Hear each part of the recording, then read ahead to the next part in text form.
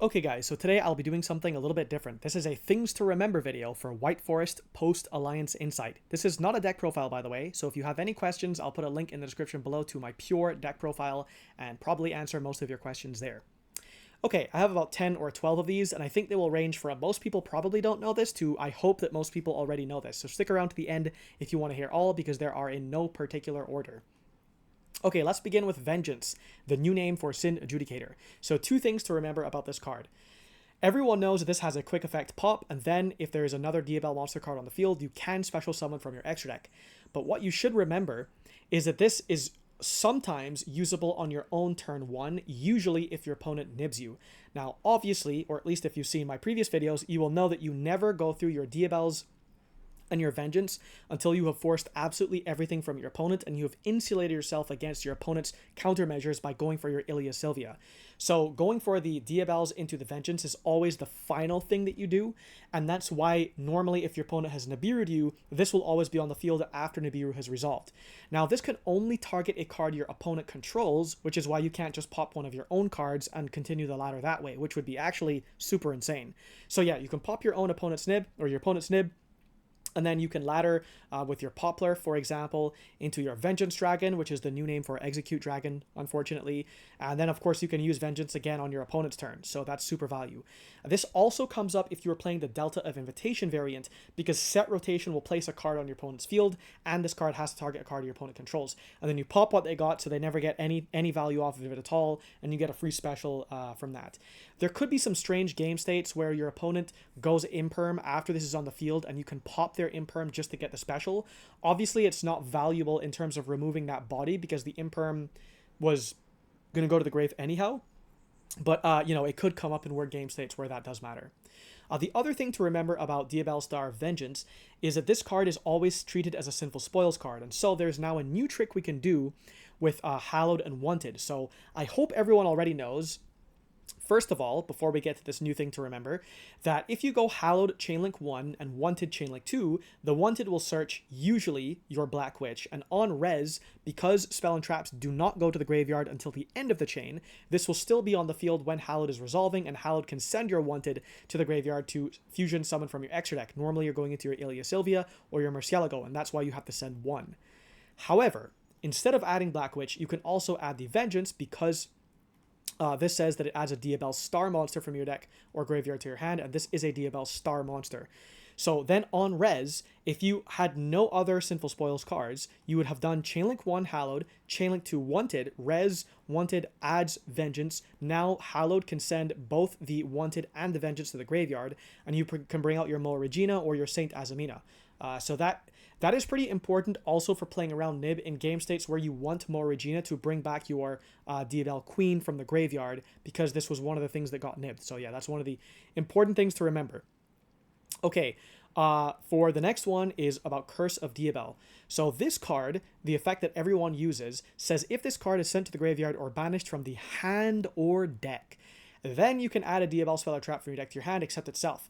Now, I don't know why it is worded this way, because this is different to basically all of the other cards you play in White Forest, but it matters that this does not work if it's sent from the field, especially if you were playing the Delta of Invitation version, because the Golden Lord will want a Spell or Trap on your field to send as part of the combo, and you don't want to send Delta of Invitation. If you don't know how that works, I also have a video on that, so don't worry.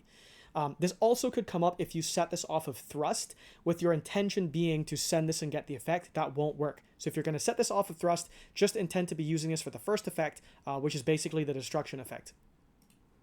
Okay, so for the next one is, this is more of like a sequencing thing, but you should remember that Diabells and Vengeance are the core game plan right now. So the way that you sequence your plays is important for many different reasons that I won't go into right now, but you should always be holding these until after you have tried to force everything possible, and also preferably set up your Ilia Sylvia so that you have a protection for your Diabells, resolving everything to get your Vengeance live. So you should always keep these till the end of your combo, and if you don't know why that makes sense, you can watch my other videos on the topic too. Okay, the next one here is about the order in which you search Sinful Spoils cards off of Azamina Azette. So as part of the standard ladder, where you will begin basically all of your turns usually trying to make Diabell Queen, Part of the ladder for this will be using Azamina Azette as a synchro material, and when she is sent to the graveyard as synchro material, you can add a Sinful Spoils card from your deck to your hand. Now, I see a lot of people searching for Wanted off of Azamina Azette, and then they will get the Black Witch off of the Wanted, and the Black Witch will send something to set the Deception, and then Deception will tribute, for example, the Black Witch to get their Hallowed, and then they begin making their fusion plays. This is generally not the way that you should be sequencing your plays. Your first Sinful Spoils search, unless you've already drawn one of them, off of Azette Azamina, should be Deception. Now, there are two reasons for this. The less important reason is that in the normal combo, again, I'll put the links in the description if you don't know why this makes sense. The normal combo is, when you have laddered into your Diabell Queen of the White Forest, you will have a Sylvie engrave with a free Arciella also engraved, so you can shuffle this back so that Sylvie can bring herself out onto the field. And you will have a free tribute off of Deception. So you don't need to use the Black Witch as the tribute fodder for Deception. But more importantly, you usually will never be using your Omni Negate as your first summon off of Hallowed Azamina. You are going to be making Murcielago off of your first Hallowed Azamina fusion, and this is what searches Wanted to the Sinful Spoils. And the reason you do it this way is when you add back the Hallowed, the once per turn effect, adding it from grave back to hand, you can go Hallowed Chainlink 1, Wanted Chainlink 2, then you add your Black Witch, and on res, because spells and traps do not go to the grave until the end of the chain, you will still be able to send the Wanted that is currently in play off of Hallowed to fusion summon your Ilia Sylvia. And then, of course, you can Black Witch and send, for example, the Murcielago or whatever else to the graveyard, and this will always give you the last target that you were missing, which in my case is Sinful Spoils of the White Forest. That's what I play, but you can set whatever you want to set. Okay, so moving on to the next one is you need to remember that in terms of Nib opportunities, it is usually, I guess not always, but it is usually Hallowed that forces the Nibiru. So there are two things you have to keep in mind here. Firstly, if you want to play around Nib plus Imperm / Veiler, or just in general you want to have a more resilient play against Nibiru, you should consider, and this is only possible with certain hands, making an SP Little Knight if you choose to play it, before you activate Hallowed for the first time. That means that when they nib you, at any point when they're choosing to nib you can always Hallowed, Little Knight, to banish either itself and something else, or just 2 other monsters on field. The options that you choose to banish off of this will depend on the phase of the game you're in and what monsters you have on field, but it is worth just remembering that if Hallowed is usually the nib point, then you're usually free to make other cards that can help play around that nib without your opponent being heavily incentivized to do anything about it. The other thing is that if you are playing around Nibiru with this card, and if you don't know what this means, I'll put another link in the description for how to beat Nib very, very easily post-Alliance Insight. Usually what happens is when your opponent nibs you, if you can summon the Regina, your Regina can bring out your Diabell Queen from the graveyard. So this is obviously like the first monster that you make, and after you make this is when you first become vulnerable to Nib. So this is usually the first thing to go from a Nibiru, and because this is an illusion monster, and Regina can special summon an illusion monster from your graveyard, you usually will make Regina to bring back your Diabell from the grave so that you have your boss monster afterwards. And then ideally you also will go into your Diabells and then your Vengeance of pop their nib, etc, etc. But I say that it's important to think about your sequencing because you have to have 2 Sinful Spoils cards to send to make this card, and so you have to have searched your cards in the correct order. For example, maybe you search for this card off of Arciella in your combo or whatever to be able to recover in that way from Nibiru. Then the next thing is about using Sinful Spoils of the White Forest and Guardian Chimera. So most people who play this card are playing it for one of 2 reasons. Either they're making Guardian Chimera because this is the most generic thing that you can make with it because it's just 3 monsters with different names but from field and hand. Or they're making Sol. And you can do this in the pure version too, because this requires a Fiend monster, and Vengeance is a Fiend monster. But it's a lot more popular in the Fiendsmith version because you have endless Fiend monsters. And so you'll never be put in a position where you have to think about sending your own Vengeance to the graveyard, but you don't have another trap engraved to bring it back on the crackback. However, you can lose pretty hard to being ashed on Guardian Chimera. So if you activate Sinful Spoils of the White Forest and you summon Guardian Chimera, because the draw and the pop are part of the same effect, your opponent can simply ash and negate the entire effect. However, in the typical setup, you will have Black Witch on field as one of the materials that you're going to use for the Guardian Chimera. And remember, this card says during your opponent's turn, which is typically when you will use Sinful Spoils of the White Forest, if this card is sent from its owner's hand or field to the graveyard, you can send one card from your hand or field to the graveyard, and if you do, special summon this card. So if you choose to use that effect, you can chainlink one Guardian Chimera, chainlink two Black Witch, and that way they cannot Ash the Guardian Chimera. And obviously, I guess it could be useful to reset something off of this card, like a Wanted, which will then be able to use the Grave effect and put back the Sinful Spoils of the White Forest that you just used on the Crackback. So there's that one to think about. Okay, another one that I hope most people also know is that using Sinful Spoils of the White Forest, it's really, as long as this activation is legal, you can potentially go from only having one option, like let's say you had one Fiend monster on field, like maybe it was a Vengeance and one Illusion monster.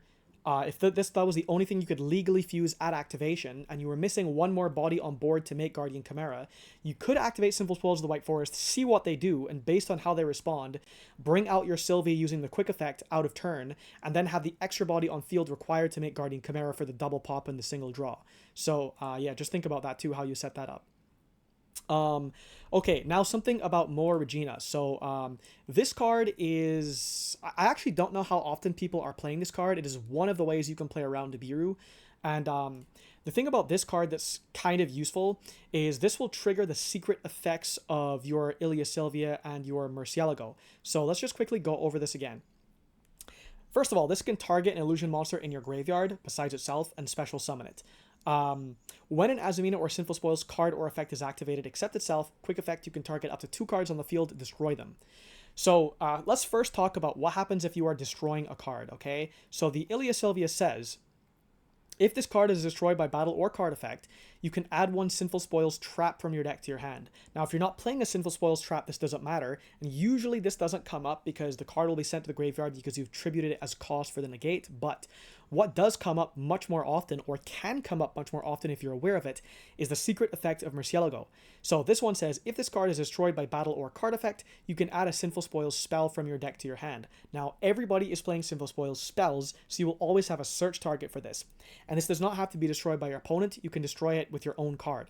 This usually will come up in setups where, for example, you have a Wanted engrave and you banish Wanted to get the draw, and then you chainlink to your More Regina to pop cards on the field. And obviously you will often be popping your opponent's card, like if you're trying to break boards or whatever, but there are ways to help you comboing where you can pop your own Murcielago and then get another search off of that to continue comboing later. Another thing you need to remember about this effect is that this is a when trigger. So when this says when an Azumina or Sinful Spoils card or effect is activated, except itself, quick effect, you are not allowed to chain block with this card. So this is not an if trigger, because you can chain block with if triggers. For a when trigger, let's say that you activate Wanted's effect engrave to banish itself and draw, okay? And you would like to add your Mo Regina chainlink 2 to this. You first, like in all normal Yu-Gi-Oh, have to ask your opponent if they have a response. You're not allowed to just activate multiple quick effects in a row with your opponent having no opportunity to respond. So if you were to activate Wanted effect to draw, and your opponent responds with something else, it would no longer be still in the window of when an Azumina or Sinful Spoils card or effect is activated. So just remember, you cannot chain block with this card, so your opponent can't interact with this, and that's just something you have to be aware of. Okay. Oh, last thing that I should mention here about the Azumina stuff is that you can actually use the Azumina Azette to make Mo Regina depending on what materials you have. So the fusion effect of this, which doesn't come up as often in the standard versions of this, says, during your main phase, you can fusion summon one Azumina fusion monster from your extra deck using monsters from your hand or field. So this uses monsters from your hand or field, okay? And Mo Regina requires an illusion monster. Azumina Azette is an illusion monster, and also a level 6 or higher fiend monster. And Vengeance is a level 6 or higher fiend monster. So you could enter into scenarios where you, for example, haven't been able to make the play that you wanted, but you do have access to Vengeance, which is pretty easy because this is also searchable off of Wanted, or maybe you got it through the regular route through Diabells or Curse of Diabell or Foolish Burial Goods. And you use Azumina Azette to go into Mo Regina, and then of course your Mo Regina can still bring out your Azumina Azette from the graveyard if you would like, because it is an illusion, and that can then go into Chaos Angel if you're playing Chaos Angel. And because Vengeance can special both from hand or grave, you're not wasting this by putting it into the grave as fusion material. So it's just worth it to remember those things here. Okay, the last thing I want to talk about is Morrian, and this one is kind of the longest, so I wanted to leave it for last. So let's go over this card quickly. This is a Sinful Spoils card, and it says, target one face-up special summoned monster on the field. That is the activation procedure. Change it to face-down defense position. If you control a level 5 or higher illusion monster while this card is in your graveyard, you can set this card but banish it when it leaves the field. And you can only use one of these effects per turn. Now that's unfortunate because it means that you can't use the on-field effect and then it goes to the graveyard and you reset it just so you can use it again next turn. You can only use one of those effects per turn, and of course that is also once per turn. So there are a couple things I want to note about this card. First of all, there will be cases where your Diabells that typically sends your curse, so the curse can add Philia and Philia can get Vengeance, you will already have drawn the curse, or you will already have drawn some access to Vengeance. But that does not mean that your Diabell's dump is useless, because remember, this card says, where is it here? So if this card is normal or special summoned, you can send one Sinful Spoils or Diabell card from your deck to the graveyard. And because this is a Sinful Spoils or Diabell card, you can send this to the graveyard. And because Diabell's is an illusion monster, and this requires that you have a level 5 or higher illusion monster on the field while this is in the grave to reset it, that means that Diabell's by itself is a live Morrian. So you should always remember that, especially when you already have access to Curse. And that comes up a lot when you're playing Foolish Burial Goods. So you're not making like a redundant deck list by playing Foolish Burial Goods, because you can Diabell's get value off of Morrian, and Foolish Burial Goods of course can also send Black Goat, which I explain in my deck profile as to why those things are not redundant together. If for some reason you are not playing the Azamina cards, of course this also works. Like you could just be playing the Diabells and Vengeance stuff but not the Diabell stuff for some reason, or maybe you were dark locked from the field spell because you were forced into field spell early, and there's no reason not to use Morrian in this situation, so it's kind of like a relatively safe backup package. I guess it's also worth mentioning that you can recycle this, so even if you were to use this reset effect and then you use the on-field effect later, and then this is banished when it leaves the field instead. Remember that Wanted says, during your main phase, you can banish this card from your graveyard, then target one of your Sinful Spoils spells or traps that is banished or in your graveyard, place it on the bottom of the deck, and then draw a card. So you'll always be able to recycle the Morrian, so that's good to remember. It is also, because it is a Sinful Spoils card, remember that our Hallowed says that it sends Sinful Spoils cards. So whether you hard drew this or you searched it or whatever, this is always a material that you can send to the graveyard for Hallowed to fusion summon whatever, and then you're just immediately going to get this back afterwards, because, you know, for example, this is a level 5 or higher illusion monster, this is also a level 5 or higher illusion monster, and so whatever you summon is going to make the grave effect of Morrian live again, because you'll have a level 5 or higher illusion monster. Okay, the last effect that I think is probably the least known. I believe there was a ruling on this in the OCG, or I don't even know if there was a ruling needed for this, to be honest. So, remember, Hallowed has to send a Sinful Spoils card from your hand and or field to the graveyard. So you may be wondering, what happens if I reset my Sinful Spoils of Slumber Morrian? Because this card says that you banish it when it leaves the field. So you cannot use Hallowed Azamina to send a Morrian that has been reset off of its own effect, because you can't send it to the graveyard. However, now most people should know that, however, there is an asterisk here. If you activate Hallowed Azamina and you intend on sending 2 Sinful Spoils cards to the graveyard, you can actually use Morrian as one of the Sinful Spoils cards, but it will be banished instead, and another Sinful Spoils card as well. Because for the Hallowed to resolve, when this says send a Sinful Spoils card from your hand or field to the graveyard, then special summon, blah, blah, blah, for whatever reason, this only has to make sure that one of them can be sent. At least one of the cards has to be sent to the graveyard. So if you could send a Wanted to the graveyard and your Morrian to the Banish Zone, and that would actually work, and you can bring out your Regina.